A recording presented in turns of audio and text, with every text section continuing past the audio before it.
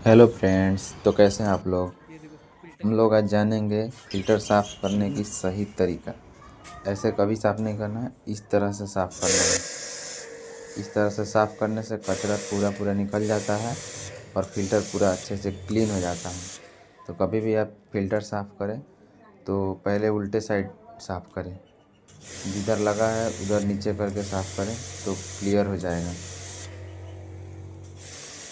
तो वीडियो अच्छा लगा हो तो वीडियो को लाइक करें और चैनल को सब्सक्राइब करें।